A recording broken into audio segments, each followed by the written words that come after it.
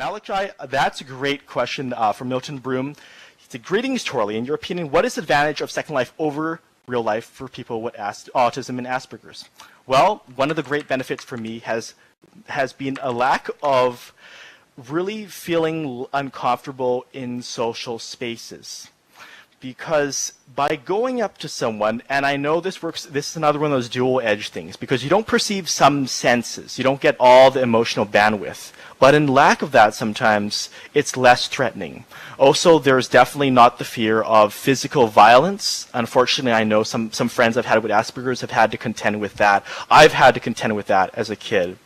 Second Life, of course, will also allow you to really focus on your passionate interests and even obsessions. As I call them, glad addictions.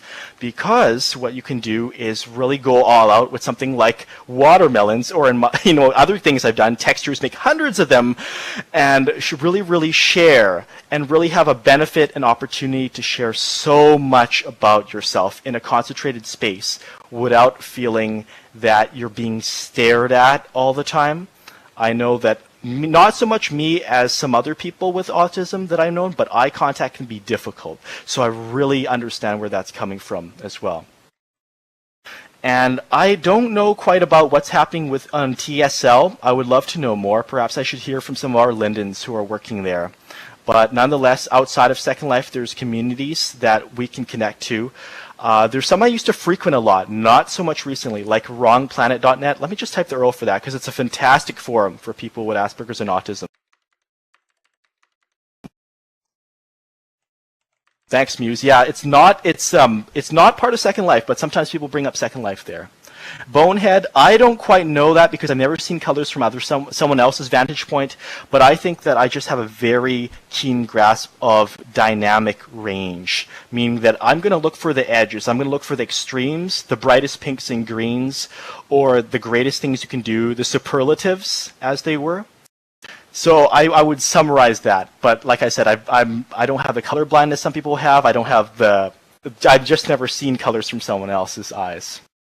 Mordecai Skaggs asked, let's see, he asked, have you found as you get more immersed in Second Life, has my Asperger's come to the fore as it would in First Life?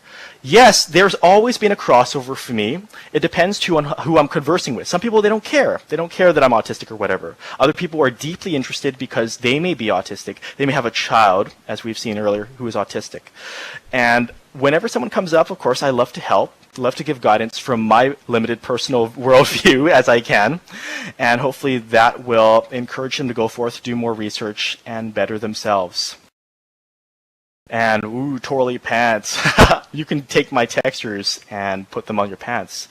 Let's see. We're going over time right now. I certainly love to help answer your questions. Remember, if there's any I can't get in time, come to my office hours or send me an email. If you look up Torley Linden, my work account, look up the web tab and send me an email. I'll get back to you as soon as possible.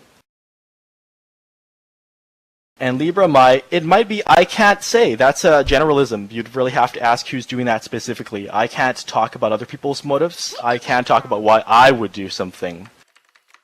And why would I use Pokemon as shoes? Because they're Pikachu! That's why.